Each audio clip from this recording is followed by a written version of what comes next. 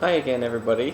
I just got back from a little mini boat tour of the Yangtze River, or just, well, a small part of it. And we cruised over to this little park type area with some really beautiful cliffs and some steps that kind of meander here and there. And there's little gazebos with in the Chinese architectural style. And so I'll show you some of the footage from there. And there's photos up on Facebook too. And let's get started by seeing that.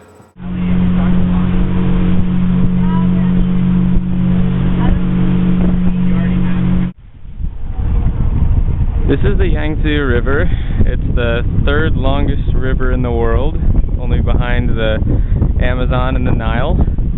And this part where I'm at right now, there's maybe 30-foot cliffs or something like that just kind of like drop straight off into the water. And so people used to come here a lot, sadly, to commit suicide. But if you look right over there, there's a little stone tablet that somebody constructed, which is basically just an admonition that there's something worth living for, that they shouldn't end their life this way, because so many people were.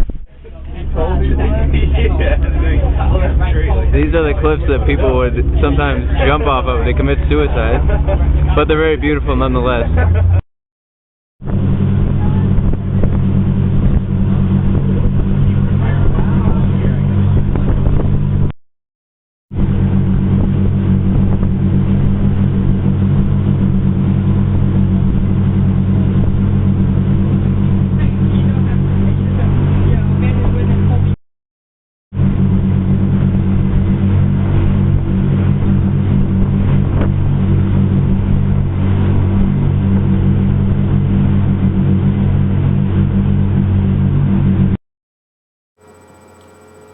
The bridge you saw in the footage from the boat was actually designed by some Soviet engineers, but after they had started construction on it, Chinese and Soviet relations started to deteriorate, and so the Soviets decided to stop building that bridge when it was halfway done.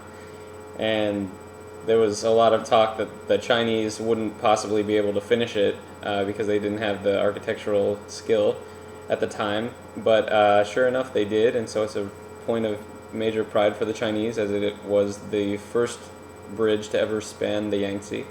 So it was cool that I got to see that. Here's a little anecdote I recorded just a couple days ago that I think you might find interesting. And please understand, I'm not trying to level any kind of criticism against Chinese policy. That's not the purpose of this.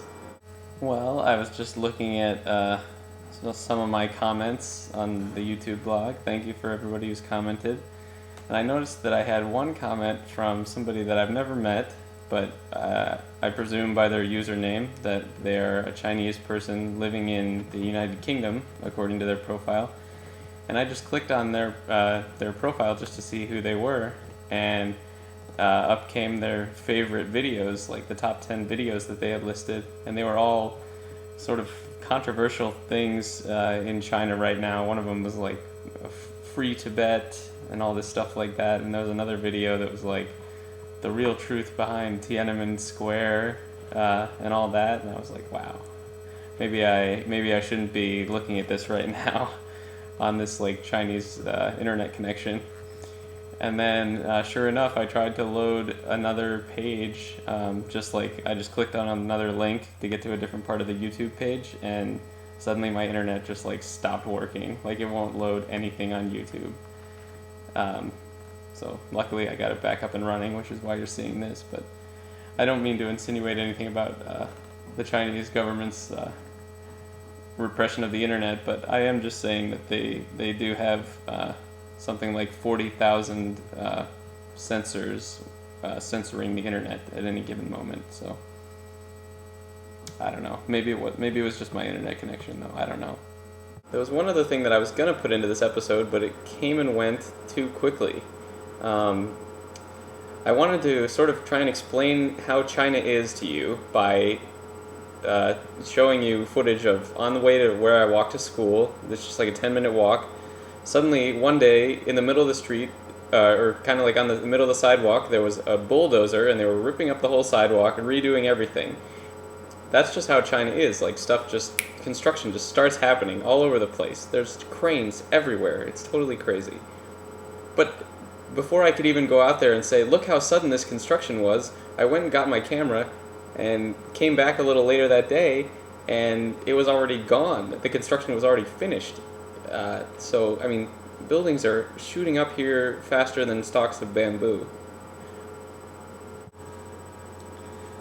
Well, thanks for watching. I think that's enough for one day. Just a little teaser for some upcoming blog.